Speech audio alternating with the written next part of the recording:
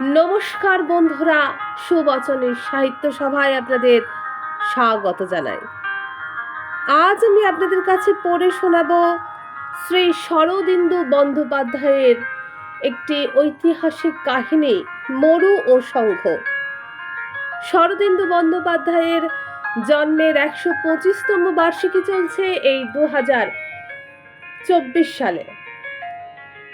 এই উপলক্ষে আমার চ্যানেলের শ্রদ্ধার্ঘ্য ফিরে দেখা শরদিন্দু, তাতে আজকের গল্প মরু ও শঙ্খ। মধ্য এশিয়ার দিক সীমাহীন মরুভূমির মাঝখানে বালু ও বাতাসের খেলা, বিরামহীন অস্থির চঞ্চল খেলা। রাত্রি নাই, দিন নাই, সমগ্র মরু প্রান্তর ব্যাপিয়া এই খেলা চলিতেছে। খেলা বটে, কিন্তু নিষ্ঠুর খেলা, অবোধ শিশুর খেলার মতো প্রাণীর প্রতি মমতাহীন ক্রূর খেলা। ক্ষুদ্র মানুষের সৃষ্ট ক্ষুদ্র নিয়মের এখানে মূল্য নাই, জীবনের কোনো মূল্য নাই। দয়া করুণা এখানে আপন শক্তিহীন ক্ষুদ্রতায় ব্যর্থ হইয়া গিয়াছে। প্রকৃতির নিষ্ঠুরতার কোনো বিধি বিধান নাই। কখনো 50 বৎসর ধরিয়া বায়ু ও বালুর দুর্লঙ্ঘ ষড়যন্ত্রে একটি তৃণশ্যামল নির্ঝর নিষিক্ত ওয়েসিস ধীরে ধীরে মরুভূমির জঠরস্থ হইতেছে। আবার কখনো একটি দিনের প্রচণ্ড বালু ঝটিকায় তেমনি শ্যামল লোকালয়পূর্ণ ওয়েসিস বালু গর্ভে সমাহিত হইতেছে। দূরে, বহু দূরে হয়তো আর একটি ওয়েসিসের নূতন সূচনা হইতেছে। এমনই অর্থহীন প্রয়োজনহীন ধ্বংস ও সৃজনের লীলা নিরন্তর চলিতেছে। এই মরু সমুদ্রের মাঝখানে ক্ষুদ্র একটি হরিতবর্ণ দ্বীপ, একটি ওয়েসিস। দূর হইতে দেখিলে মনে হয় তৃষ্ণার দীর্ণ ধূসর বালু প্রান্তরের উপর এক বিন্দু নিবিড় শ্যামলতা আকাশ হইতে ঝরিয়া পড়িয়াছে। কাছে আসিলে দেখিতে পাওয়া যায় শত হস্ত ব্যাস বিশিষ্ট একটি সস্পাঞ্চিত স্থান, কয়েকটি খর্জুর বৃক্ষের ধ্বজা উড়াইয়া এখনো মরুভূমির নির্দয় অবরোধ প্রত্যাহত করিতেছে। খর্জুর ছায়ার অন্তরাল দিয়া একটি প্রস্তর নির্মিত সংঘারামের অর্ধপ্রথিত ঊর্ধ্বাঙ্গ দেখা যায়। মধ্য এশিয়ার মরুভূমিতে প্রাকৃতিক নির্মমতার কেন্দ্রস্থলে মহাকারুণিক বুদ্ধ তথাগতের সংঘারাম মাথা জাগাইয়া আছে। একদিন এই স্থান জনকোলাহল মুখরিত সমৃদ্ধ জনপদ ছিল। 10 ক্রোশ স্থান ব্যাপিয়া নগর, হাট, উদ্যান, চৈত্য বিরাজিত ছিল। 10 ক্রোশ দূর হইতে স্বার্থবহ বণিক উষ্ট্রপৃষ্ঠে পণ্য লইয়া মরু বালুকার উপর কঙ্কাল চিহ্নিত পথ ধরিয়া এখানে উপস্থিত হইত। ক্ষুদ্র রাজ্যে একজন ক্ষুদ্র শাসনকর্তাও ছিল, কিন্তু এখন আর কিছু নাই। এমনকি যে কঙ্কাল শ্রেণী মরুপথে বহির্জগতের সহিত সংযোগ রক্ষা করিত, তাহারাও লুপ্ত হইয়া গিয়াছে। প্রায় 50 বৎসর পূর্বে বালু ও বাতাস এই স্থানটিকে লইয়া নৃশংস খেয়ালের খেলা আরম্ভ করিয়াছিল। মরু ও ওয়েসিসের সীমান্ত চিহ্নিত করিয়া খর্জুর বৃক্ষের সারি চক্রাকার প্রাকারের মতো ওয়েসিসকে ঘিরিয়া রাখিয়াছে। এই সীমান্ত ভূমির উপর সূক্ষ্ম বালুকার পলি পড়িতে লাগিল, কেহ লক্ষ্য করিল না। 2-3 বৎসর কাটিল। সহসা একদিন একটি উৎসের জলধারা শুকাইয়া গেল। লক্ষ্য করিলেও কেহ গ্রাহ্য করিল না। আরো অনেক উৎস আছে। 10 বৎসর কাটিল। তারপর একদিন সকালে সত্রাসে হৃদয়ঙ্গম করিল, ওয়েসিস সংকুচিত হইয়া আসিতেছে।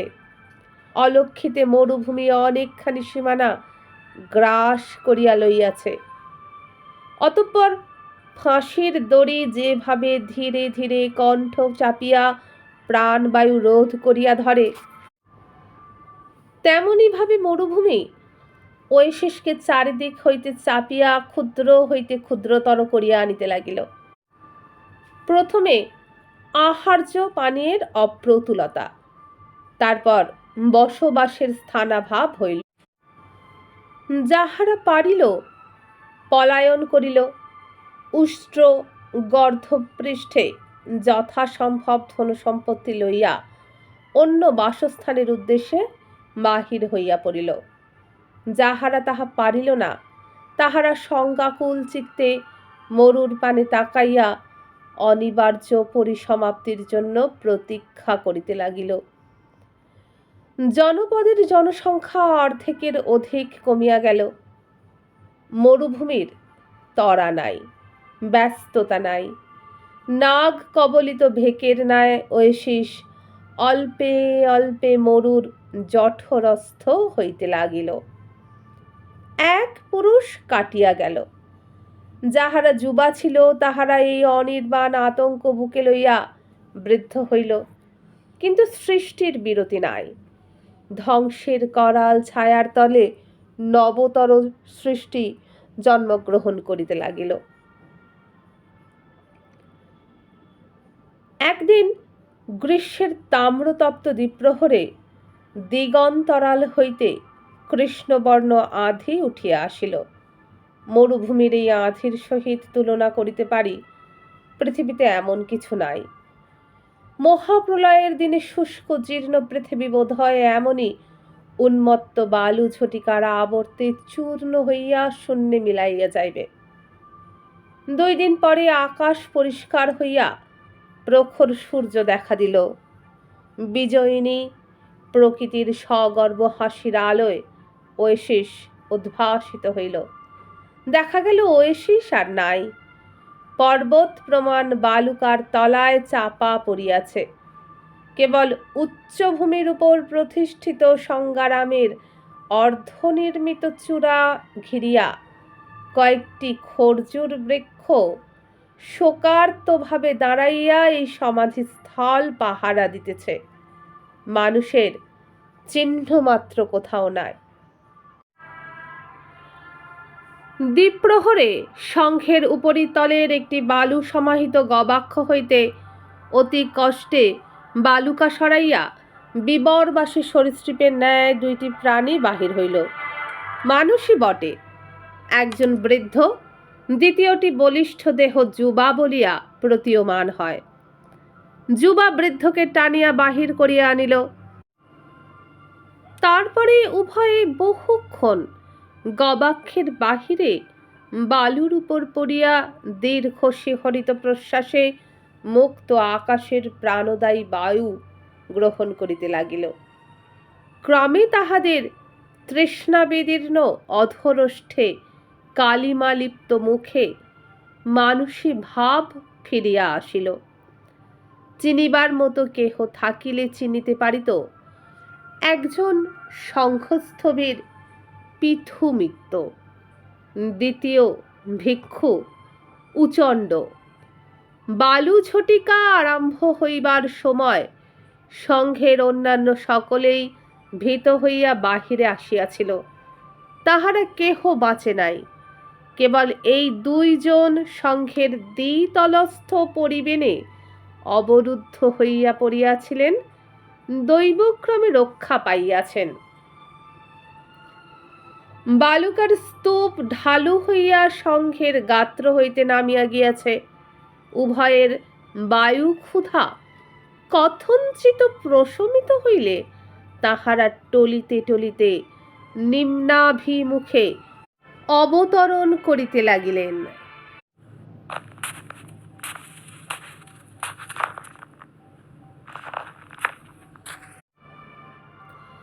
বাঁচিতে হইলে জল চাই, কিন্তু সংঘের পাদমূলে খর্জুর কুঞ্জের মধ্যে একটি প্রস্তর গুহা হইতে প্রসবন নির্গত হইত। সেখানে দুইজনে উপস্থিত হইয়া দেখিলেন প্রসবনের মুখ বুজিয়া গিয়াছে, কিন্তু মুখ বুজিয়া গিয়াছে বটে, বালুবন্ধ উৎসের শতপ্রবাহ রোধ করিতে পারি নাই। গুহামুখের বালুকা সিক্ত হইয়া রইয়াছে। আরও দেখিলেন সেই সিক্ত সিক্তার উপর দুইটি মানব শিশু। প্রথমটি ৫-৬ বৎসরের বালক, নিদ্রিত অথবা মূর্ছিত হইয়া পড়িয়া আছে, তাহার মরু সংলগ্ন জঠর ধীরে ধীরে উঠিতেছে পড়িতেছে। দ্বিতীয়টি অনুমান ১.৫ বৎসরের একটি বালিকা, শুভ্র নগ্ন দেহে একাকিনী খেলা করিতেছে, খর্জুর বৃক্ষের চ্যুত পক্ক ফল কুড়াইয়া খাইতেছে, আর নীল নেত্র মেলিয়া আপন মনে কলস্বরে হাসিতেছে। মৃত বা জীবিত আর কেহ কোথাও নাই। প্রকৃতির দুরবগাহ রহস্য। প্রভঞ্জনের ধ্বংসতাণ্ডবের মধ্যে এই দুইটি সুকুমার জীবনকণিকা কি করিয়া রক্ষা পাইল? দুই ভিক্ষু প্রথমে বালু খনন করিয়া জল বাহির করিলেন। এক দণ্ডকাল অঙ্গুলি সাহায্যে গুহামুখ খনন করিবার পর উৎসের পথ মুক্ত হইল। উভয়ে অঞ্জলি ভরিয়া জল পান করিলেন। প্রচণ্ড সূর্য তখন পশ্চিম আকাশে ঢলিয়া পড়িয়াছে। খর্জুর বৃক্ষের ছায়া পূর্ব দিগন্তের দিকে দীর্ঘতর অঙ্গুলি নির্দেশ করিয়া কোন অনাদি রহস্যের ইঙ্গিত করিতেছে। শঙ্খস্তূপের পীঠমিত্ত একবার এই সমাধিস্তূপের চারিদিকে চাহিলেন। ঊর্ধ্বে শঙ্খের বালুমগ্ন শিখর, নিম্নে তরঙ্গায়িত বালুকারাশি দিক প্রান্তে মিশিয়াছে। তাহার শীর্ণ গণ্ড বাহিয়া অশ্রুর দুইটি ধারা গড়াইয়া পড়িল। শিশু দুটিকে নিজ ক্রোড়ে টানিয়া লইয়া স্খলিত কণ্ঠে বলিলেন, তথাগত। অতঃপর মরুভূমির একান্ত নির্জনতার মাঝখানে বুদ্ধ তথাগতের শঙ্খ ছায়ায় এই চারিটি মানব জীবনের ক্রিয়া আবার নূতন করিয়া আরম্ভ হইল। স্থবির পীঠমিত্ত বালকের নাম রাখিলেন নির্বাণ, বালিকার নাম হইল ইতি। মাধবী পৌর্ণমাসীর প্রভাতে স্থবির পীঠমিত্ত সঙ্গের এক প্রকোষ্ঠে বসিয়া পাতিমোক্ষ পাঠ করিতেছিলেন। সঙ্ঘের একমাত্র শ্রমণ ভিক্ষু উচণ্ড তাহার সম্মুখে মেরু যষ্টি ঋজু করিয়া স্থিরভাবে বসিয়াছিলেন। শ্রোতা কেবল তিনি। দীর্ঘ ১৫ বৎসর উভয়ের দেহেই কাল করঙ্ক চিহ্নিত করিয়া দিয়াছে। শঙ্খস্থবিরের বয়স এখন ন্যূনকল্পে ৭০ বৎসর। মুণ্ডিত মস্তকে মেদহীন চর্মের আবরণ তলে করটির আকৃতি সুস্পষ্ট হইয়া উঠিয়াছে। দেখিয়া শুষ্ক দারিম্ব ফলের ন্যায় মনে হয়। চক্ষু তারকা বর্ণহীন, দৃষ্টি নিষ্প্রভ, যেন মরুভূমির উষ্ণ নিঃশ্বাসে চোখের জ্যোতি নির্বাপিত হইয়াছে। তবু এই জরা বিশীর্ণ মূর্তির চারিপাশে জীবনব্যাপী সচ্চিন্তা ও সুচিতার মাধুর্য একটি সূক্ষ্ম অতীন্দ্রিয় শ্রী রচনা করিয়া রাখিয়াছে। ত্রিতাপ তাহার চিত্তকে স্পর্শ করিতে পারে নাই। ভিক্ষু উচণ্ডেরও যৌবন আর নাই। বয়ক্রম অনুমান ৪৫ বৎসর, কিন্তু দেহ এখনো সবল ও দৃঢ়। সমান্তরাল রেখা চিহ্নিত ললাট তটে ঘন রোমশ ভ্রু দুই একটি পাকিতে আরম্ভ করিয়াছে। চোখের দৃষ্টি কঠোর ও বৈরাগ্য ব্যঞ্জক। তাহাকে দেখিয়া মনে হয় প্রকৃতির সহিত নিরন্তর যুদ্ধে ক্ষত বিক্ষত হইয়াও তিনি পরাভব স্বীকার করে নাই। বিদ্রোহীর সদা জাগ্রত যুযুৎসা তাহার ছিন্ন গলিত চিবর ভেদ করিয়া বাহির হইতেছে। পাতিমোক্ষ পাঠ শেষ হইল। নিদান হইতে অধিকরণ সমথ পর্যন্ত বিবৃত করিয়া পরিশেষে স্থবির বলিলেন, হে মাননীয় ভিক্ষু, আপনার নিকট পারাজিক সংঘাদিশেষ প্রভৃতি ধর্ম আবৃত্তি করিলাম। শেষবার প্রশ্ন করিতেছি, যদি কোনো পাপ করিয়া থাকেন ক্ষেপণ করুন, আর যদি পাপ না করিয়া থাকেন নীরব থাকুন। দীর্ঘ পাতিমোক্ষ পাঠ শুনিতে শুনিতে ভিক্ষু উচণ্ড বোধ করি আত্মস্থ হইয়া পড়িয়াছিলেন, অথবা বিষয়ান্তরে তাহার মন সংক্রামিত হইয়াছিল। স্থবিরের শেষ জিজ্ঞাসা কর্ণে যাইতেই তিনি চকিত হইয়া একবার নিজের উভয় পার্শ্বে দৃষ্টিপাত করিলেন। তাহার ললাটের ভ্রুকুটি যেন ঈষৎ গভীরতর হইল। ওষ্ঠাধর দৃঢ়বদ্ধ করিয়া তিনি মৌন হইয়া রহিলেন। স্থবির তখন কহিলেন, হে মাননীয় ভিক্ষু, আপনার মৌন ভাব দেখিয়া জানিলাম আপনি পরিশুদ্ধ আছেন। মনে হইল এই বাক্যের সঙ্গে সঙ্গে তিনি একটি ক্ষুদ্র দীর্ঘশ্বাস মোচন করিলেন। অনুষ্ঠান শেষ হইল। দিবা তখনও প্রথম প্রহর অতীত হয় নাই। অলিন্দপথে তির্যক সূর্যরশ্মি প্রবেশ করিয়া ম্লান ছায়াচ্ছন্নতা দূর করিয়াছে। উভয়ে এই তরুণ রবিকর অনুসরণ করিয়া বাহিরে দৃষ্টি নিক্ষেপ করিলেন। স্বর্ণাভ সিক্তার পটভূমিকায় কয়েকটি আন্দোলিত খর্জুর শীর্ষ চোখে পড়িল। উভয়ে গাত্রোত্থান করিলেন। সহসা উচণ্ড কহিলেন, থের, একটি কথা আপনাকে বলিবার অভিলাষ করিয়াছি। নির্বাণকে উপসম্পদা দান করা কর্তব্য। তাহার 20 বর্ষ বয়ক্রম হইয়াছে। স্থবির উচণ্ডের মুখের পানে চাহিলেন, তারপর ধীরে ধীরে বলিলেন, নির্বাণের যথার্থ বয়ক্রম 20 বৎসর কিনা তাহা আমরা জ্ঞাত নই। উচণ্ডের কণ্ঠস্বরে ঈষৎ অধীরতা প্রকাশ পাইল। তিনি কহিলেন, স্থলে অনুমানই যথেষ্ট। স্থবির ক্ষণেক নীরব থাকিয়া বলিলেন, নির্বাণ কি উপসম্পদা লইতে ইচ্ছুক? উচণ্ড কহিলেন, অবশ্যই ইচ্ছুক। সংঘের উপাসক রূপে সে এতকাল আমার নিকট শিক্ষা গ্রহণ করিয়াছে। সংঘেই সে পালিত ও বর্ধিত। সংঘ ভিন্ন, তাহার স্থান কোথায়? স্থবির আবার রবি করোজ্জ্বল বহিঃপ্রকৃতির পানে ক্ষণকাল চাহিয়া রহিলেন।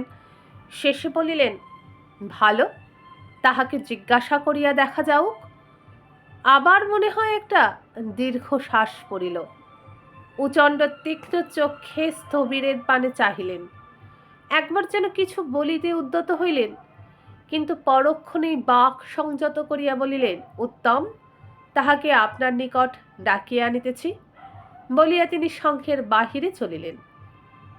গত 15 বৎসরে বিহারের বহিরাকৃতির কোনো পরিবর্তন হয় নাই। বালঝটিকার পর যেমন অর্ধপ্রতীত ছিল তেমনই আছে। যে বিরাট বালুস্তূপ তাহাকে আবৃত করিয়াছিল তাহা হইতে মুক্ত করা 2 জন মানুষের সাধ্য নয়। উপরিতলের কয়েকটি প্রকোষ্ঠ কোনো ক্রমে পরিষ্কৃত হইয়াছিল, তাহাতেই ভিক্ষুদ্বয় শিশু 2টিকে লইয়া আশ্রয় লইয়াছিলেন। সংঘের নিম্নতল চিরতরে অবরুদ্ধ হইয়া গিয়াছিল। সংঘ হইতে অবতরণ করিয়া উচণ্ড খর্জুর কুঞ্জের দিকে চলিলেন। খর্জুর কুঞ্জের ছায়ায় গুহানিঃসৃত প্রসবনের মন্দ স্রোত স্বচ্ছ ধারায় বহিয়া গিয়াছে। কাক চক্ষু জল, মাত্র বিতস্তি প্রমাণ গভীর। নিম্নে বালুকার আকুঞ্চিত স্তর দেখা যাইতেছে। গুহার সন্নিকটে নির্বাণ অধোমুখে শয়ান হইয়া মৃদু প্রবাহিত জলধারার প্রতি চাহিয়াছিল। দুই বাহুর উপর চিবুক ন্যস্ত করিয়া অন্য মনে কি জানি কি চিন্তা করিতেছিল।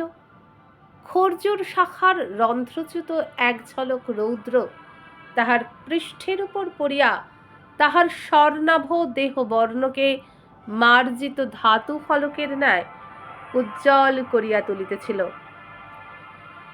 ঋজ নাতিমাংসল দেহে কেবল একটি শুভ্র বহির্বাস, কোটি হইতে জানু পর্যন্ত আবৃত। উন্মুক্ত স্কন্ধ, বাহু ও বক্ষ দৃঢ় পেশিবদ্ধ।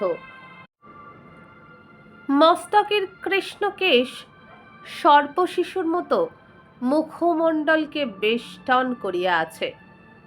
যৌবনের নবারুণ উষালোকে নির্বাণের দেহকান্তি দেখিয়া গ্রীক ভাস্করের রচিত ভাস্কর দেবতার মূর্তি মনে পড়ে, কিন্তু তাহার মুখে ভাস্কর দেবতার বিজয়দৃপ্ত গর্বের ব্যঞ্জনা নাই।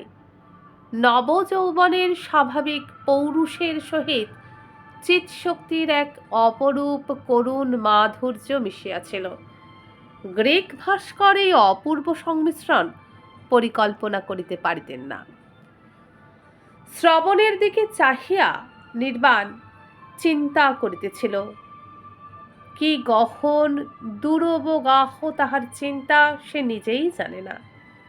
নিষ্পলক দৃষ্টি অগভীর জলের স্তর ভেদ করিয়া নিম্নে আরও নিম্নে পৃথিবীর কেন্দ্র গুহায়, যেখানে কেবল নিরাসক্ত প্রাণ ধর্মের ক্রিয়া চলিতেছে, বোধ করি সেইখানেই উপনীত হইয়াছিল। বহিঃপ্রকৃতির প্রতি তাহার মন ছিল না, কিন্তু তথাপি এই অন্তর্মুখী তন্ময়তার মধ্যেও তাহার চক্ষু ও শ্রবণেন্দ্রিয় অলক্ষিতে সতর্ক উৎকর্ণ হইয়াছিল। সহসা তাহার বক্ষ বিস্ফারিত করিয়া একটি গভীর নিঃশ্বাস নির্গত হইল। কিছুদিন যাবৎ নির্বাণের মনে এক ভীষণ বিপ্লব উপস্থিত হইয়াছে। যাহারা শিশুকাল হইতে একসঙ্গে বর্ধিত হয়, তাহাদের মনে পরস্পরের সম্বন্ধে প্রায় কোনো মোহ থাকে না। নির্বাণের মনেও ইতি সম্বন্ধে মোহ ছিল না, বরং ইতি স্ত্রীসুলভ নমনীয়তায় নির্বাণকে পুরুষত্ব ও বয়োজ্যেষ্ঠতার মর্যাদা দিয়া সসম্ভ্রমে তাহার পিছন পিছন ঘুরিয়াছে। দুজনে কলহ করিয়াছে, আবার গলা জড়াজড়ি করিয়া খেলা করিয়াছে। বয়োবৃদ্ধির সঙ্গে ইতির দেহে যৌবনের মুকুলোদ্গম হইয়াছে। আয়ত নীল চোখে সৃষ্টির অনাদি কুহক ফুটিয়া উঠিয়াছে, কিন্তু নির্বাণের মনে ভাবান্তর আসে নাই। ইতি যে নারী, এ অনুভূতি তাহার অন্তরকে স্পর্শ করে নাই। এইভাবে ৫-১০ বর্ষ কাটিয়াছে। তারপর সহসা একদিন নির্বাণের মনে কৌমার্য পরিণত ফলের প্রান্ত হতে শীর্ণ পুষ্পদলের মতো খসিয়া গেল। একদিন দ্বীপ্রহরে নির্বাণ একাকী খর্জুর কুঞ্জে দাঁড়াইয়া ঊর্ধ্বমুখে একটা ভ্রমরের গতিবিধি নিরীক্ষণ করিতেছিল। ভ্রমরটা প্রতি বৎসর এই সময় কোথা হইতে আসিয়া উপস্থিত হয়। বহু দূর দূরান্ত হইতে বোধহয় বাতাসের মুখে বার্তা পায়, মরুর খর্জুর শাখায় ফুল ধরিয়াছে। কৃষ্ণকায় ভ্রমর, পাখায় রামধনুবর্ণ। সে গভীর গুঞ্জন করিয়া এক পুষ্পমঞ্জরি হইতে আর এক পুষ্পমঞ্জরিতে উড়িয়া যাইতেছে। নিঃশব্দে পুষ্পপাত্রে সঞ্চিত রস পান করিতেছে, আবার উড়িয়া যাইতেছে। নির্বাণ উজ্জ্বল কৌতূহলী চক্ষে মুগ্ধ হইয়া এই দৃশ্য দেখিতেছিল। সহসা ইতি পিছন হইতে আসিয়া দুই বাহু দ্বারা নির্বাণের গলা জড়াইয়া ধরিল। উত্তেজনা সংহত স্বরে তাহার কর্ণে বলিল, নির্বাণ, একটা জিনিস দেখিবে? ইতি স্বচ্ছন্দচারিণী, মরুভূমির যত্রতত্র ঘুরিয়া বেড়ায়। কোথায় বালুর তলে শাখা পত্রহীন মূল বা কন্দ লুক্কায়িত আছে, আহরণ করিয়া আনে। মরুর নিষ্প্রাণ বক্ষে যাহা কাহারও চক্ষে পড়ে না, তাহা ইতির চক্ষে পড়ে। নির্বাণ ভ্রমরের উপর দৃষ্টি নিবদ্ধ রাখিয়া বলিল, কি? ইতি দুই হস্তে সবলে তাহার মুখ নিজের দিকে ফিরাইয়া বলিল, এসো, দেখিবে, এসো বলিয়া তাহার হাত ধরিয়া শবরীর মতো নিঃশব্দ পদে লইয়া চলিল। নির্বাণ দেখিল, আনন্দ উদ্দীপনায় তাহার দুই চক্ষু নৃত্য করিতেছে। ওয়েসিসের সীমান্ত পার হইয়া তাহারা মরুভূমির উপর বহু দূর গমন করিল।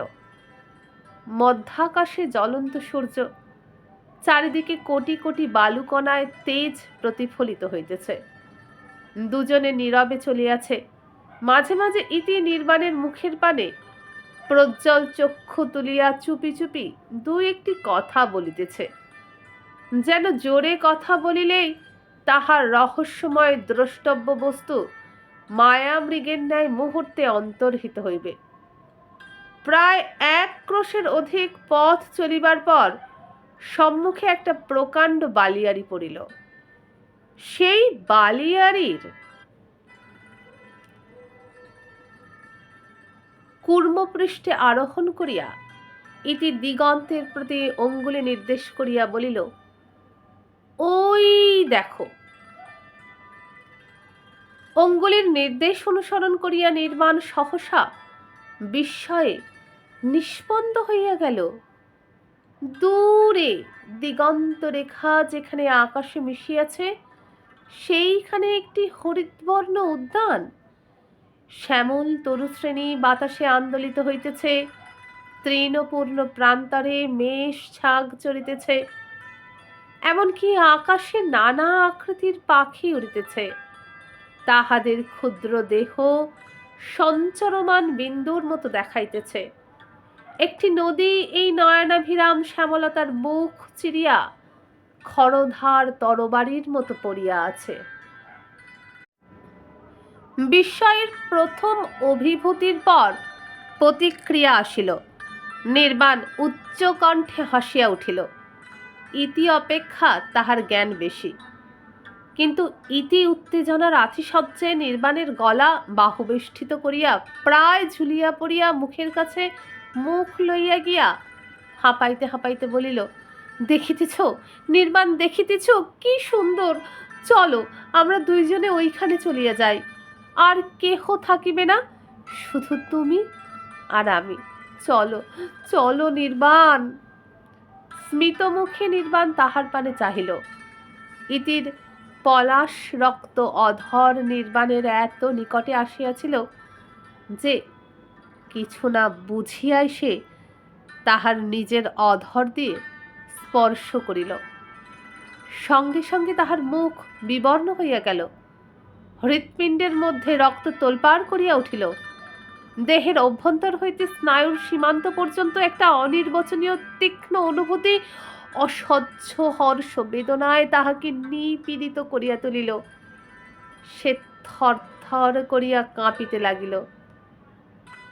প্রথম চুম্বনের স্পর্শে ইতি দংশনোদ্যতা সর্পিণীর মতো গিব্রা পশ্চাতে আকর্ষণ করিয়া নির্বাণের মুখের পানে চাহিল। মনে হইল তাহার নীল নেত্র হইতে অগ্নিস্ফুলিঙ্গ বর্ষণ হইতেছে। ক্ষণকাল এইভাবে থাকিয়া সে দুরন্ত ঝড়ের মতো আবার নির্বাণের বুকের ওপর ঝাঁপাইয়া পড়িল। একবার, দুইবার, অগণিতবার নির্বাণের অধর চুম্বন করিতে করিতে অবশেষে নিজের দুর্জয় আবেগের নিকট পরাজিত শিথিল দেহে অবনত মুখে বালুর উপর বসিয়া পড়িল। শ্রান্ত ঝড়ের অবসন্ন আক্ষেপের মতো তাহার বক্ষ হইতে এক প্রকার অবরুদ্ধ আর্তশ্বাস বাহির হইতে লাগিল। নির্বাণ জানু মরিয়া তাহার পাশে বসিয়া পড়িল। অকস্মাৎ কি হইল? এই অজ্ঞাতপূর্ব অচিন্তনীয় আবির্ভাবের সম্মুখে উভয়ে যেন বিমূঢ় হইয়া রহিল। বহুক্ষণ দুইজনে এইভাবে অগ্নিবর্ষী আকাশের তলে বসিয়া রহিল। তারপর শুষ্ক তপ্ত চক্ষু তুলিয়া দিগন্তের পানে চাহিল। শ্যামল উপবন তখন অদৃশ্য হইয়াছে। অস্ফুট স্বরে নির্বাণ বলিল, মরীচিকা।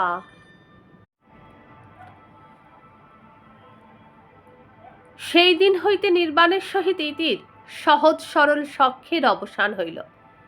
নির্বাণ যেন ইতিকে ভয় করিয়া চলিতে আরম্ভ করিল। তাহাকে দূর হইতে দেখিয়া সে সংকুচিত হইয়া ওঠে। তাহার সহিত কথা বলিতে রসনা জড়িত হয়, মুখ উত্তপ্ত হইয়া ওঠে। অথচ অন্তরের অন্তঃস্থল হইতে একটা দুর্নিবার আকর্ষণ তাহাকে ইতির দিকে টানিতে থাকে। ইতির তপ্ত কোমল অধর স্পর্শের স্মৃতি মাদক সুরার মতো চিত্তকে বিশৃঙ্খল করিয়া তোলে। সেই সর্বগ্রাসী মোহের আক্রমণ হইতে দূরে নির্জনে পলায়ন করিতে চায়।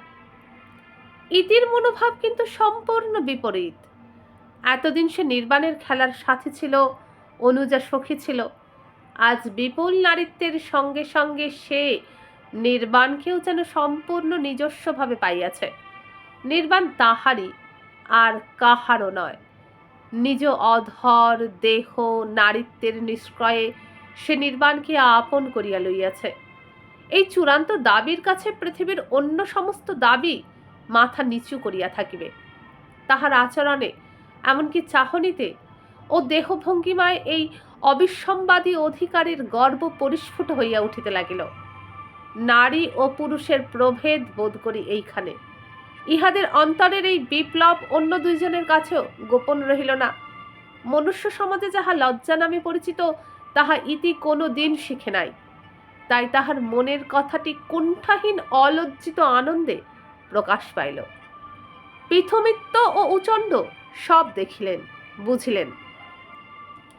স্থবিরের বর্ণহীন চক্ষু করুণায় নিষিক্ত হইয়া উঠিল। এতদিনে যাহা আশঙ্কিত সম্ভাবনা ছিল, আজ তাহা সত্য হইয়া উঠিয়াছে। হায় তথাগত! সংঘের বৈরাগ্য ভস্যের মাঝখানে এ কোন ভঙ্গুর সুকুমার পুষ্প ফুটাইয়া তুমি তুলিলে?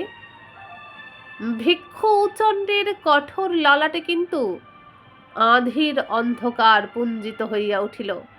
তিনি অন্তর মধ্যে গর্জন করিতে লাগিলেন, মার প্রবেশ করিয়াছে, সংঘে মার প্রবেশ করিয়াছে।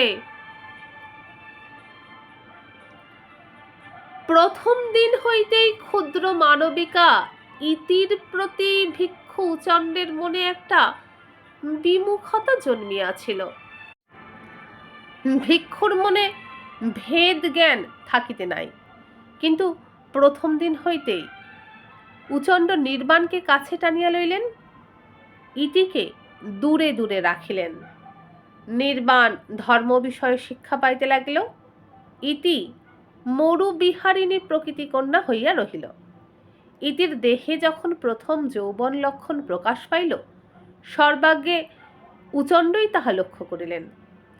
তাহার বিমুখতা গভীর আক্রোশে পরিণত হইল। ভিক্ষুর নিপীড়িত ব্যর্থ যৌবন যেন ইতির মূর্তি ধরিয়া নিরন্তর তাহাকে কষাঘাত করিতে লাগিল। জর্জরিত উচণ্ডের মস্তিষ্কে সঙ্গীতের ধ্রুব পদের ন্যায় কেবল ধ্বনিত হইতে লাগিল, মার প্রবেশ করিয়াছে, মার প্রবেশ করিয়াছে। নির্বাণের প্রতিও তাহার আচরণ কঠোর হইয়া উঠিল। তিনি দেখিলেন ইতি সর্বদা নির্বাণের সঙ্গে ঘুরিতেছে। এক দণ্ড উভয়ে পৃথক থাকে না। তাহার বক্ষে অগ্নিশলাকা বিদ্ধ হইতে লাগিল। মার প্রবেশ করিয়াছে, ইতি নির্বাণকে প্রলুব্ধ করিবে। তারপর বুদ্ধের শঙ্খ ব্যভিচারের আগার হইয়া উঠিবে। কখনো না, কখনো না। উচণ্ড নির্বাণকে সুকঠিন ব্রহ্মচর্য শিক্ষা দিতে আরম্ভ করিলেন। মনে হইতে লাগিল তিনি নির্বাণকে উপলক্ষ করিয়া ভিক্ষু জীবনের পরুষ নির্মমতা নূতন করিয়া সংঘে প্রবর্তন করিতেছেন। নিগৃহীত নিপীড়িত আকাঙ্ক্ষা যখন বিকলাঙ্গ মূর্তিতে বাহির হইয়া আসে, তখন তাহার স্বরূপ সকলে চিনিতে পারে না।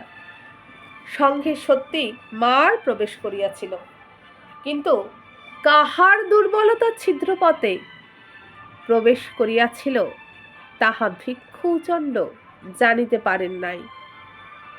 মরুভূমির স্বল্পায়ু বসন্ত এইভাবে একদিন নিঃশেষ হইয়া আসিল। ইতিমধ্যে নির্বাণ ও ইতির মনোভাব প্রকট হইয়া পড়িল। তখন একদিন মাধবী পূর্ণিমার প্রভাতে উচণ্ড নির্বাণকে উপসম্পদা দান করিয়া পরিপূর্ণরূপে সংঘের নিয়মাধীন করার প্রস্তাব করিলেন। প্রসবনের মুকুরোজ্জ্বল জলে একটি চঞ্চল ছায়া পড়িল। দিবা স্বপ্ন ভাঙিয়া নির্বাণ উঠিয়া বসিল। ইতি আসিতেছে। ইতির দেহে একটি মাত্র শ্বেত বস্ত্র, পঞ্চহস্ত পরিমিত একটি দুকুল পট্ট কোটি ও নিতম্ব বেষ্টন করিয়া সম্মুখে বক্ষ আবরণপূর্বক গ্রীবার পশ্চাতে গ্রন্থিবদ্ধ রহিয়াছে। স্কন্ধ ও বাহুমূল উন্মুক্ত। তাহার রুক্ষ কেশভার সুকৃষ্ণ নহে, রৌদ্র রশ্মি পড়িয়া অঙ্গারাবৃত অগ্নিশিখার ন্যায় আরক্ত প্রভা বিকীর্ণ করিতেছে। লঘু পদে সংকীর্ণ পয়োধারা উল্লঙ্ঘন করিয়া ইতি নির্বাণের সম্মুখে আসিয়া দাঁড়াইল। মুষ্টিবদ্ধ হস্ত পশ্চাতে রাখিয়া বলিল, চক্ষু মুদ্রিত করো। নির্বাণ চক্ষু মুদ্রিত করিল। হাঁ করো। নির্বাণ মুদিত চক্ষে মুখ বেদন করিল। ইতি তাহার মুখে মুষ্টিধৃত গুবাক ফলের মতো একটি ক্ষুদ্র দ্রব্য পুড়িয়া দিয়া হাসিতে হাসিতে তাহার পাশে বসিয়া পড়িল। বলিল, এখন বলো দেখি কি খাইতেছ? নির্বাণ চিবাইতে চিবাইতে চক্ষু মেলিয়া বলিল, শর্করা কন্দ। কোথায় পাইলে? ইতি তখন নির্বাণের গা ঘেঁষিয়া বসিয়া কোথায় শর্করা কন্দ পাইল তাহা বলিতে আরম্ভ করিল। বালুর নিম্নে মাটি আছে, নানা জাতীয় বিচিত্র বীজকণা সেখানে গিয়া সঞ্চিত হয়। তারপর একদিন প্রকৃতির মন্ত্রকুহকে অঙ্কুরিত হইয়া আলোকের সন্ধানে ঊর্ধ্বে উঠিতে আরম্ভ করে। কেহ বালু ভেদ করিয়া উঠিতে পারে, কেহ পারে না। বালুকার গর্ভে তাহাদের ফল কন্দ বর্ধিত হইয়া প্রচ্ছন্ন জীবন যাপন করে। কিন্তু ইতির চক্ষে আবরণ পড়ে নাই। সে দেখিতে পায় বালু ফুরিয়া এইসব রস পরিপুষ্ট সাধু উদ্ভিজ হরণ করিয়া আনে। খর্জুর ভিন্ন যাহাদের অন্য খাদ্য নাই, তাহাদের মুখে ইহাই অমৃততুল্য বোধ হয়। সানন্দে চর্বণ করিতে করিতে নির্বাণ বলিল, তুমি খাও নাই? ইতি চক্ষু অর্ধ নিমিলিত করিয়া বলিল, আর কোথায় পাইব? একটি মাত্র পাইয়াছিলাম। নির্বাণের চর্বণ ক্রিয়া বন্ধ হইল। সে ইতির প্রতি বিস্মিত চক্ষু ফিরাইল। ইতিও চক্ষু পাতিয়া পরম তৃপ্তি ভরে নির্বাণের বিস্ময় বিমূঢ় মুখ ক্ষণেক নিরীক্ষণ করিয়া লইল। তারপর কৌতুক বিগলিত কলহাস্যে তাহার কোলের উপর লুটাইয়া পড়িল। নির্বাণ এতক্ষণ যেন আত্মবিস্মৃত ছিল, এবার বিদ্যুতাহতের মতো চমকিয়া শিহরিয়া উঠিল। ঠিক এই সময় পশ্চাৎ হইতে বজ্রগম্ভীর আহ্বান আসিল, নির্বাণ। প্রথমে নির্বাণের মনে হইল এই ধ্বনি যেন তাহার মস্তিষ্কের মধ্যেই মন্ত্রিত হইয়াছে। তারপর সে মুখ ফিরাইয়া দেখিল মূর্তিমান তিরস্কারের ন্যায় ভিক্ষু উচণ্ড বক্ষ বাহুবদ্ধ করিয়া অদূরে দাঁড়াইয়া আছেন। সভয়ে অপরাধ কুণ্ঠিত দেহে নির্বাণ উঠিয়া দাঁড়াইল। উচ্চণ্ড অঙ্গারগর্ভ চক্ষু তাহার উপর স্থাপন করিয়া গম্ভীর কণ্ঠে একবার বলিলেন, ধিক। নির্বাণের মুখ হইতে সমস্ত রক্ত নাবিয়া গিয়া মৃতের মতো পাণ্ডুর হইয়া গেল। সে আড়ষ্টভাবে দাঁড়াইয়া রহিল। উচণ্ড সঙ্গের দিকে অঙ্গুলি নির্দেশ করিয়া বলিলেন, যাও, স্থবির তোমাকে আহ্বান করিয়াছেন। যন্ত্রচালিতের ন্যায় নির্বাণ প্রস্থান করিল। ইতি এতক্ষণ নির্বাক বিভিন্ন ওষ্ঠাধরে ভূমির উপর বসিয়াছিল। এখন বিস্ফারিত নেত্র উচণ্ডের মুখের উপর নিবদ্ধ রাখিয়া উঠিয়া দাঁড়াইল। নির্বাণ সংঘ মধ্যে অন্তর্হিত হইয়া গেলে উচণ্ড প্রজ্বলিত চক্ষু ইতির দিকে ফিরাইলেন। তাহার আপদমস্তক নিরীক্ষণ করিয়া কর্কশ কণ্ঠে কহিলেন, স্কন্ধ আবৃত করো। ইতি চকিতে নিজ অঙ্গের প্রতি দৃষ্টি ফিরাইল। তারপর আবার উচণ্ডের প্রতি দৃষ্টি নিবদ্ধ করিয়া ধীরে ধীরে কণ্ঠলগ্ন বস্ত্র স্কন্ধের উপর প্রসারিত করিয়া দিল। ভীষণ ভ্রুকুটি করিয়া উচণ্ড প্রশ্ন করিলেন, সন্ধের অলিন্দ পরিষ্কৃত করিয়াছ? হ্যাঁ অজ্জ করিয়াছি। জল সঞ্চয় করিয়াছ? হ্যাঁ অজ্জ করিয়াছি। ফল সংগ্রহ করিয়াছ? হ্যাঁ অজ্জ করিয়াছি। উচণ্ড অধর দংশন করিলেন। ইতিকে শাসনাধীনে আনা অসম্ভব। সে নারী, ভিক্ষু সংঘে ভিক্ষুণী স্থান নাই। উচণ্ড তাহার সর্বাঙ্গে একটা অগ্নিদৃষ্টি নিক্ষেপ করিয়া দ্রুত সংঘের অভিমুখে চলিলেন। ইতি দুই চক্ষে দুর্গীয় দৃষ্টি লইয়া চিত্রার্পিতের ন্যায় দাঁড়াইয়া রহিল। ওদিকে নির্বাণ স্থবিরের সম্মুখে উপস্থিত হইয়াছিল। তাহার চরণ স্পর্শ করিয়া বলিল, বন্দে। স্থবির তাহার পৃষ্ঠে হস্তার্পণ করিয়া স্নেহার্দ্র স্বরে আশীর্বাচন করিলেন, আরোগ্য। নির্বাণের অপরাধ সংকুচিত চিত্ত বোধ করি স্থবিরের নিকট তীব্র ভৎসনা প্রত্যাশা করিয়াছিল। তাই তাহার স্নেহসিক্ত বচনে তাহার হৃদয় সহসা অভিভূত হইয়া গেল। চক্ষু বাষ্পাচ্ছন্ন হইয়া উঠিল। সে স্থবিরের পদপ্রান্তে বসিয়া পড়িল। স্থবির তখন ধীরে ধীরে বলিলেন, নির্বাণ, তোমার উপাধ্যায়ের নিকট জানিতে পারিলাম তুমি উপসম্পদা গ্রহণে অভিলাষী। ইহা সত্য? নির্বাণ যেন কুল পাইল, অবরুদ্ধ স্বরে বলিল, হ্যাঁ ভদন্ত, আমাকে উপসম্পদা দান করিয়া সংঘে গ্রহণ করুন। স্থবির কিছুকাল নীরব রহিলেন। তারপর বলিলেন, নির্বাণ, তুমি সদ্ধর্মের শিক্ষা লাভ করিয়াছ। সংঘে প্রবেশ করিতে হইলে নশ্বর আসক্তি, কামনা, বাসনা ত্যাগ করিয়া আসিতে হয়। ইহা নিশ্চয়ই তোমার অপরিজ্ঞাত নহে। সংঘের বিধি বিধান অতি কঠোর, তুমি পালন করিতে পারিবে? এই সময় উচণ্ড প্রবেশ করিয়া নীরবে এক স্পর্শে দাঁড়াইল। নির্বাণ অবনত মস্তকে বলিল, হ্যাঁ ভদন্ত, পারিব। না পারিলে পাতিমোক্ষ দণ্ড গ্রহণ করিতে হইবে। বিনয় পাঠে অবশ্য তাহা অবগত আছি ভদন্ত। স্থবির তখন করুণ বচনে বলিলেন, বৎস, ব্যাধ তাড়িত পশু গুহার মধ্যে আশ্রয় গ্রহণ করে। ত্রিতাপক্লিষ্ট মানব নিষ্কৃতির কামনায় ধর্মের অনুরাগী হয়। বুদ্ধের সংঘ সেরূপ স্থান নহে। যাহার অন্তরে বৈরাগ্য এবং নির্বাণ তৃষ্ণা জন্মিয়াছে, সেই সংঘের অধিকারী। তুমি এই সকল বিচার করিয়া উত্তর দাও। গলদস্রু নির্বাণ যুক্ত করে বলিল, আমি সংঘের আশ্রয় ভিক্ষা করিতেছি। সংঘং শরণং গচ্ছামি, আমাকে উপসম্পদা দান করুন। গভীর নিঃশ্বাস ত্যাগ করিয়া স্থবির বলিলেন, বুদ্ধের ইচ্ছাই পূর্ণ হোক। জলদ গম্ভীর স্বরে উচণ্ড প্রতিধ্বনি করিলেন, বুদ্ধের ইচ্ছা পূর্ণ হোক। অতঃপর বিধিমতো প্রশ্নোত্তর দান পূর্বক ভিক্ষাপাত্র ও ত্রিচিবর ধারণ করিয়া কেশ মুণ্ডিত করিয়া নির্বাণ ভিক্ষু ধর্ম গ্রহণ করিল। সংসারে আর তাহার অধিকার রহিল না। ভিক্ষু উচণ্ডই নির্বাণের আচার্য রহিলেন। নাম পরিবর্তন প্রয়োজন হইল না।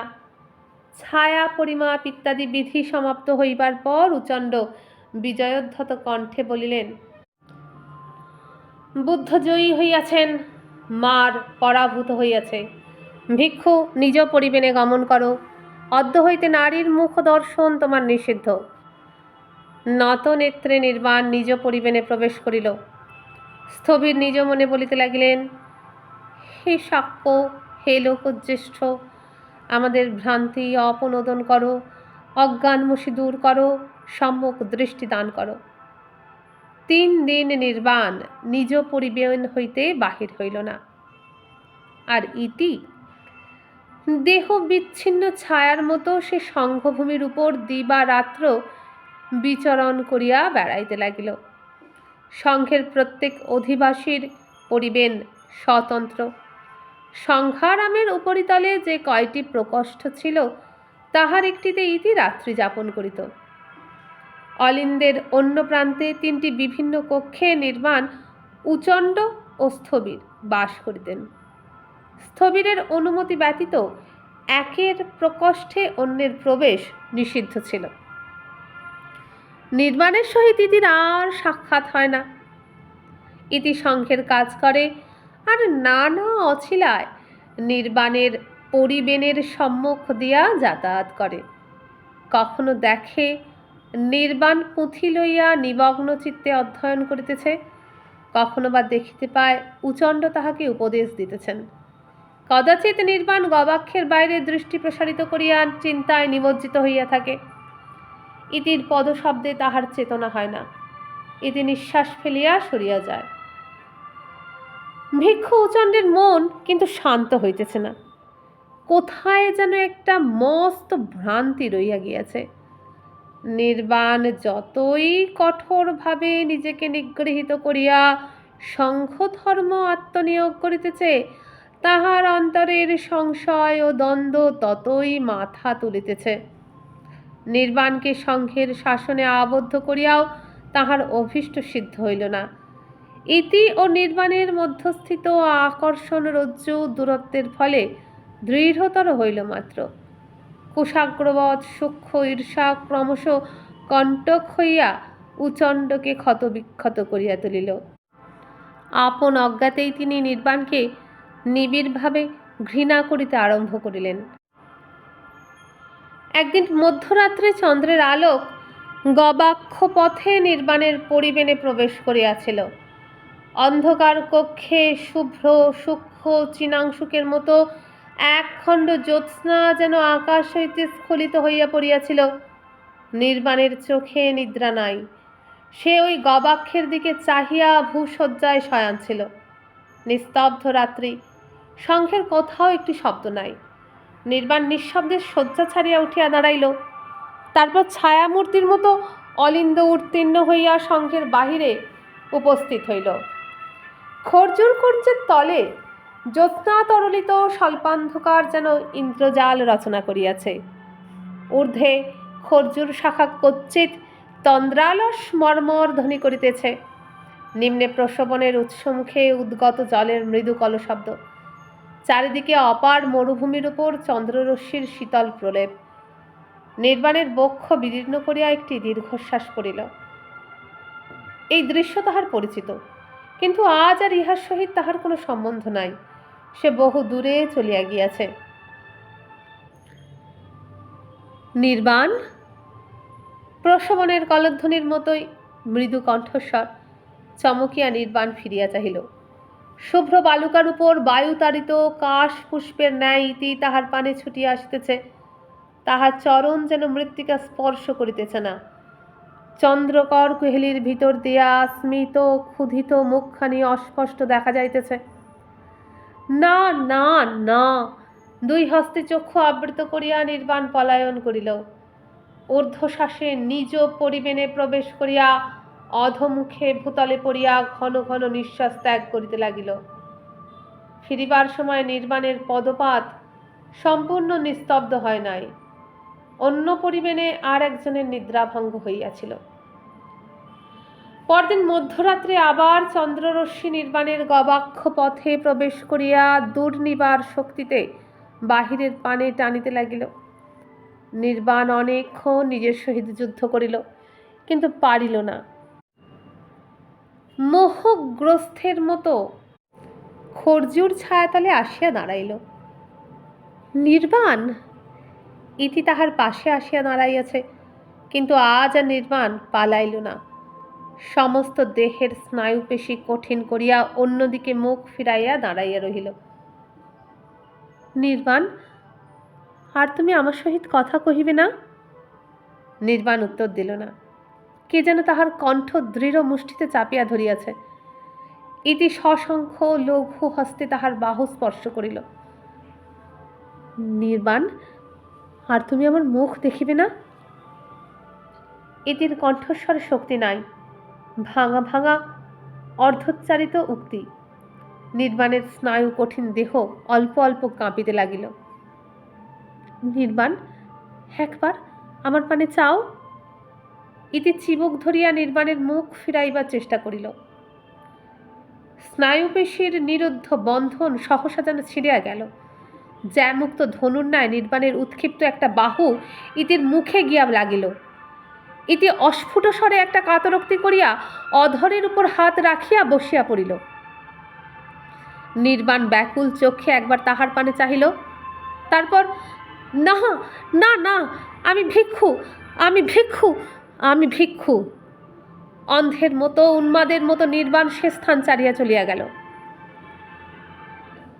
একজন অলক্ষিতে থাকিয়া এই দৃশ্য দেখিলেন, কিন্তু তাহার অশান্ত চিত্ত আশ্বস্ত না হইয়া আরো দুর্বার ক্রোধে আলোড়িত হইয়া উঠিল। মার পরাভূত হয় নাই, সংঘ অসুচি হইয়াছে, এ পাপ দূর করিতে হইবে, নচেৎ বুদ্ধের ক্রোধানলে সংঘ ভস্মীভূত হইবে।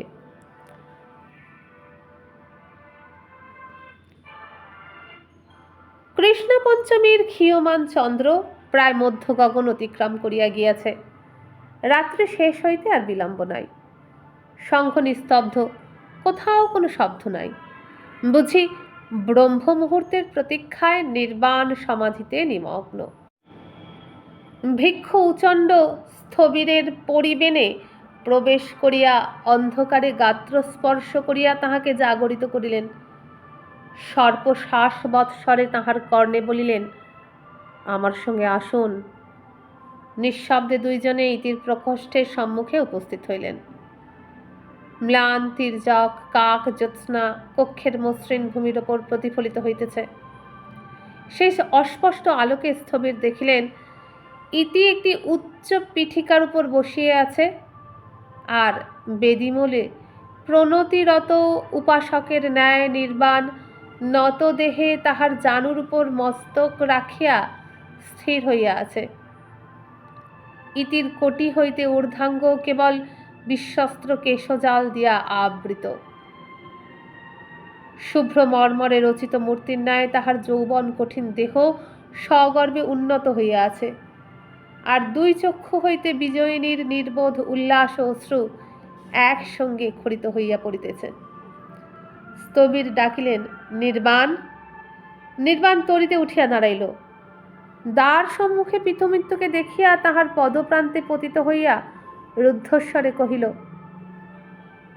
থের, আমি সঙ্গের ধর্ম হইতে বিচ্যুত হইয়াছি, আমাকে যথোপযুক্ত দণ্ড বিধান করুন।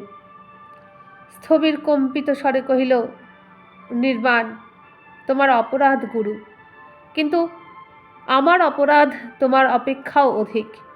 আমি সব জানিয়া বুঝিয়া তোমাকে সঙ্গে গ্রহণ করিয়াছিলাম বৎস। উচণ্ডের উগ্র কণ্ঠস্বরে স্থবিরের করুণাবাণী ডুবিয়া গেল। তিনি কহিলেন, থের, এই পতিত ভিক্ষু নিজ মুখে পাপ ক্ষেপণ করিতেছে, আমরাও সচক্ষে ইহা প্রত্যক্ষ করিয়াছি। এখন পাতিমুখ্য অনুসারে উহার দণ্ডাজ্ঞা উচ্চারণ করুন। স্থবির কোনো কথাই উচ্চারণ করিতে পারিলেন না। অপরিসীম করুণায় তাহার অধর থর থর করিয়া কাঁপিতে লাগিল। উচণ্ড তখন কহিলেন, উত্তম, আমি এই ভিক্ষুর উপাধ্যায় ছিলাম, আমি তাহার দণ্ডাজ্ঞা ঘোষণা করিতেছি। ভিক্ষু, তুমি পারাজিক ও সংঘাদি শেষ পাপে অপরাধী হইয়াছ, এই জন্য তুমি সংঘ হইতে বিচ্যুত হইলে। অদ্য হইতে সংঘের সীমাভুক্ত ভূমির উপর বাস করিবার অধিকার তোমার রহিল না। সংঘাধিকৃত খাদ্য বা পানীয়ে তোমার অধিকার হইল না। ইহাই তোমার দণ্ড, বহিষ্কার। তুমি এবং তোমার পাপের অংশভাগিনী বুদ্ধের পবিত্র সংঘভুক্তি হইতে নির্বাসিত হইলে।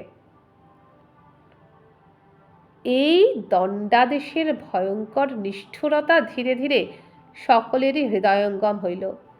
ইহা মৃত্যুদণ্ড, কিন্তু তবু কেহ কোনো কথা কহিল না। নির্বাণ নতমস্তকে সঙ্গের অমোঘ দণ্ডাজ্ঞা স্বীকার করিয়া লইল। স্থবিরও মৌন রহিলেন। শুধু ৫৫ বৎসর পূর্বে নির্বাণ ও ইতিকে কোলে টানিয়া লইয়া তাহার শীর্ণ গণ্ডে যে অশ্রুর ধারা নামিয়াছিল, এতদিন পরে তাহা আবার নামিল। উষালোক ফুটিবার সঙ্গে সঙ্গে ইতি ও নির্বাণ সংঘ হইতে বিদায় লইল। সংঘের পাদমূলে সাষ্টাঙ্গে প্রণিপাত করিয়া দুইজনে হাত ধরাধরি করিয়া নিরুদ্দেশের পথে বাহির হইয়া পড়িল। কোথায় যাইতেছে তাহারা জানে না, এই যাত্রা কিভাবে শেষ হইবে তাহার জন্য তাহারা অপ্রস্তুত। কেবল উভয়ে বাহু পরস্পর দৃঢ় নিবদ্ধ হইয়া আছে। দুস্তর মরুপথের ইহাই একমাত্র পাথেয়। যত দূর দেখা গেল, প্রাচীন নির্বাপিত চোখে স্থবির সেই দিকে চাহিয়া রহিলেন। ক্রমে সূর্য উঠিল। দূরে দুইটি কৃষ্ণবিন্দু আলোকের ধাঁধায় মিলাইয়া গেল। স্থবির ভাবিতে লাগিলেন, এই সূর্য মধ্যাকাশে উঠিবে, তৃষ্ণা রাক্ষসী প্রতীক্ষা করিয়া আছে। উচণ্ড আসিয়া স্থবিরের পাশে দাঁড়াইলেন, বলিলেন, থের, আপনাকে উপদেশ দিবার স্পর্ধা আমার নাই, কিন্তু গৃহীজনোচিত মমত্ব কি নির্মাণ লিপ্সু ভিক্ষুর সমুচিত? স্থবির কহিলেন, উচণ্ড, অদৃষ্ট বিড়ম্বিতের প্রতি করুণা ভিক্ষুর পক্ষে নিন্দনীয় নহে। সাক্ষ্য সকল জীবের প্রতি করুণা করিতে বলিয়াছেন, সত্য, কিন্তু সেই মহাভিক্ষু সাক্ষ্যই পাপীর দণ্ডবিধান পরিমোক্ষ সৃজন করিয়াছেন। দণ্ডবিধির মধ্যে করুণার স্থান কোথায়? থের, এই সংঘ কেবল বাস্তব পাষাণ দিয়া গঠিত নয়, ভিক্ষুগণের নির্মমত্বের কঠিনতর মর্মর পাষাণে নির্মিত। তাই সংসারের শত ক্লেদ পঙ্কিলতার মধ্যে প্রকৃতির রুদ্র বিক্ষোভ উপেক্ষা করিয়া সংঘ আজিও অটল হইয়া আছে। সংঘের ভিত্তিমূল যদি করুণার অশ্রুপঙ্কে আর্দ্র হইয়া পড়ে, তবে ধর্ম কয়দিন থাকিবে? করুণার যুপকাষ্ঠে নীতির বলিদান কদাপি মহাভিক্ষুর অভিপ্রেত ছিল না।